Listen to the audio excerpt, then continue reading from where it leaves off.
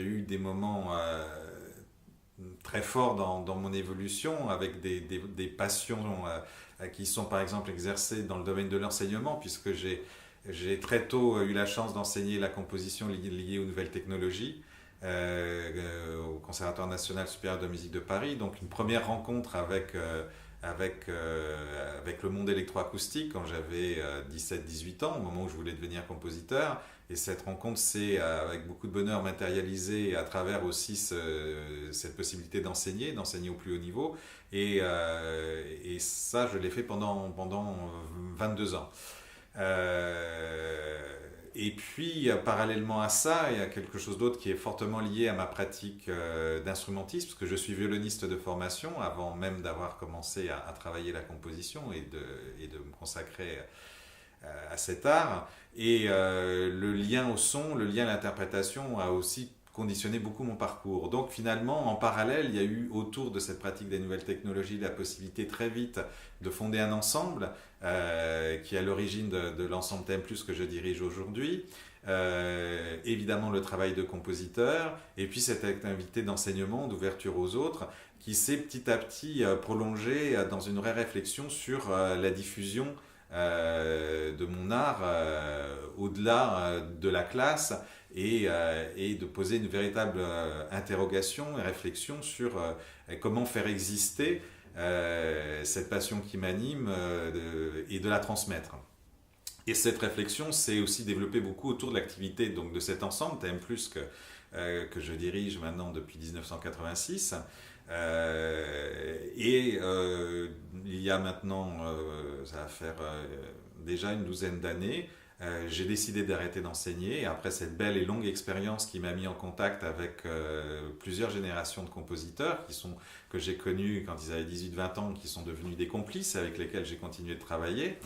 Je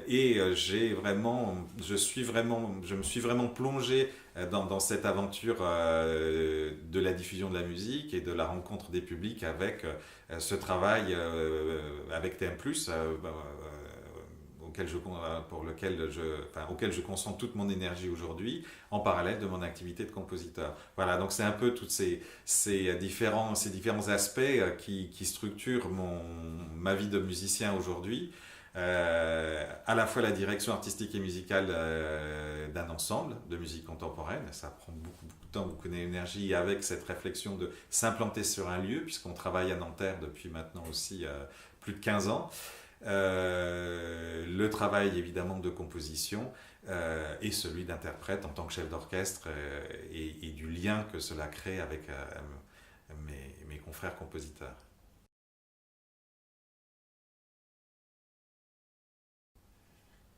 Alors les influences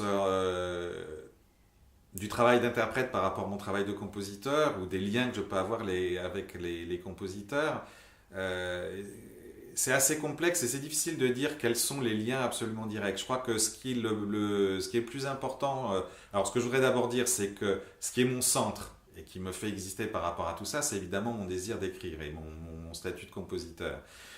Et maintenant, j'ai besoin, et ça, chaque compositeur a son aventure personnelle et sa position personnelle. Moi, j'ai besoin de nourrir ça, à la fois par le son, donc par ce travail d'interprète, et par cette connaissance, cet approfondissement des partitions d'autres langages et de compositeurs qui me passionnent. Donc je ne suis pas sûr de recevoir des influences directes, mais en tout cas, l'ouverture à leur travail, l'intégration de leur travail par le corps, et ça c'est quelque chose qui est fantastique dans les directions d'orchestre dont on n'imagine pas d'ailleurs l'étendue tant qu'on ne le pratique pas, c'est-à-dire que c'est une activité qui autant, voire plus qu'un instrument, puisque je peux comparer en tant que violoniste, vous fait vraiment plonger au cœur des sonorités. Et ça, c'est quelque chose qui me nourrit complètement dans mon activité de compositeur. Alors après, savoir si certaines musiques inconsciemment reviennent et certains moments où j'imagine telle ou telle figure sonore, sans doute, elle est aussi nourrie par un imaginaire qui est lui-même nourri de l'imaginaire des autres, mais je ne pense pas le vivre comme une influence directe, mais en tout cas, je le vis comme une nécessité. Je ne pense pas que je pourrais ne faire qu'écrire de la musique, même si parfois tout cela étant quand même particulièrement lourd, j'aspire à ne pas avoir du temps que pour composer. Et puis aussi une autre chose qui nourrit ma réflexion et mon rapport notamment à la forme musicale, c'est le rapport aux autres, c'est le rapport au public, c'est aussi la nécessité d'être entendu. Surtout qu'on sort quand même d'une période de l'histoire de la musique qui a été très spéculative, qui a remis en... Et c'était important et c'est fondamental d'avoir repensé les questions de langage musical, mais à un moment donné, peut-être les choses se sont-elles fait d'une certaine façon un peu en vase clos et d'une façon expérimentale, mais de tout ce qui est sorti de là, de mon point de vue, magnifique et essentiel, et me nourrit aussi complètement. Mais le fait d'avoir à repenser ça dans une transmission et finalement en reposant la question éternelle du compositeur, c'est savoir comment il est entendu par le public, quel ressort on met en place dans l'œuvre pour être perçu par son auditeur. Donc je pense qu'aussi cette réflexion-là est complètement nourrie du travail de transmission et de relations publiques que j'ai installé dans l'aventure TM+, dans ce lieu qui est principalement qui est la ville de Nanterre où l'ensemble est en résidence et auprès des publics que l'on essaye de toucher le plus étroitement, le plus intimement.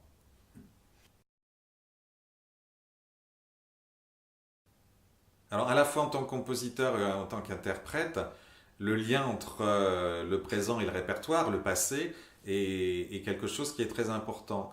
Euh, alors, moi, de façon un petit peu provocatrice, je renverse les choses, c'est-à-dire que je pense que, évidemment, ma formation a été au départ, et j'étais extrêmement imprégné de tout le répertoire de la musique savante, de la musique classique, et pour moi, la meilleure façon de continuer de faire entendre ce répertoire, de le rendre vivant, de le rendre aussi fort qu'il l'était au moment où on l'a découvert dans les siècles passés, c'est de l'éclairer par l'oreille des compositeurs contemporains. Donc j'ai un peu tendance à renverser la chose, c'est-à-dire que pour moi l'enjeu n'est pas de faire entendre les compositeurs contemporains en les mélangeant avec du répertoire, mais au contraire de renouveler l'écoute du répertoire et de lui redonner une vie éternelle à travers la confrontation avec les compositeurs d'aujourd'hui.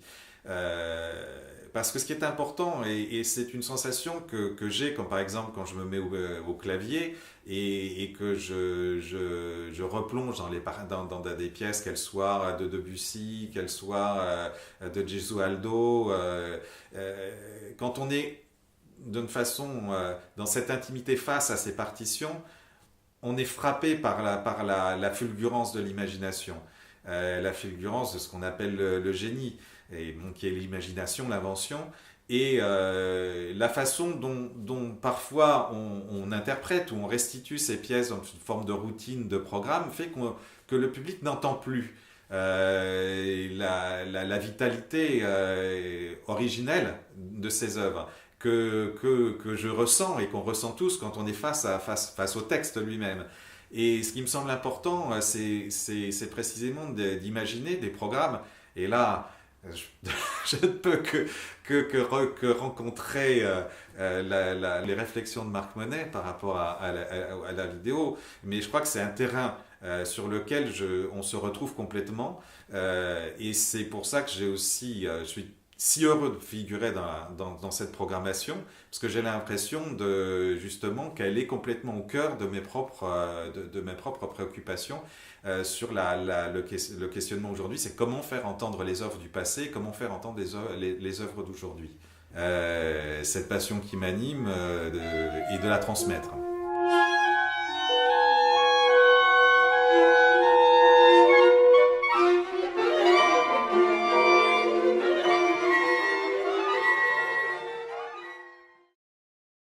Alors, l'idée du sextuor, c'est vrai qu'il y a une formation un tout petit peu, enfin atypique, pas tant que ça, mais disons que voilà, il y a une grande littérature pour quatuor à cordes.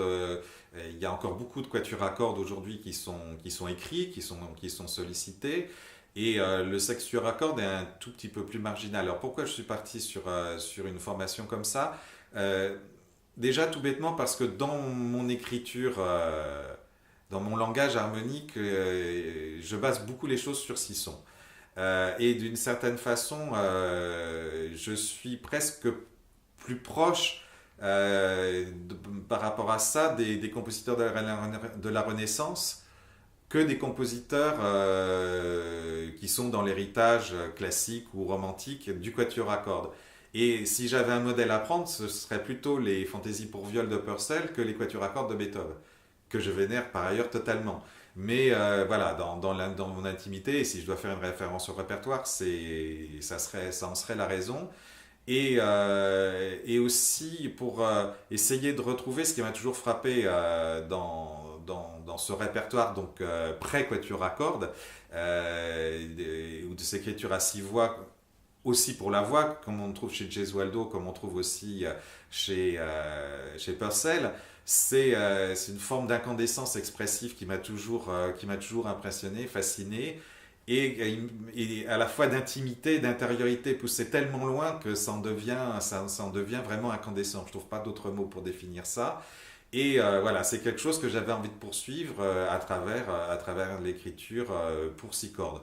Bon, il se trouve aussi que la pièce précédente que j'ai composée, qui est un opéra de chambre, dont son effectif pour 15 musiciens, avait 7 cordes, mais avec le sextuor très très développé. Donc voilà, je me trouvais assez à l'aise dans cette écriture-là, et j'ai eu envie, quand on a évoqué un projet commun, de partir sur cette forme-là, avec l'ambition voilà, d'une œuvre à la fois intime et très, très projetée dans son intensité expressive. Et de là, donc, je suis parti sur ce sujet d'inspiration, puisque après, ce n'est qu'un modèle, c'est à la fois beaucoup et peu. Je suis parti sur les sensations que j'éprouve quand je vais visiter la Villa Adriana, qui est donc la villa d'Adrien, qui a tant inspiré Marguerite Yourcenar, et qui est située à 40 km de Rome, dans une ville qui s'appelle Tivoli, et qui est vraiment un lieu absolument merveilleux, et qui est en prise avec les éléments, avec le ciel, avec la nature, de manière complètement exceptionnelle.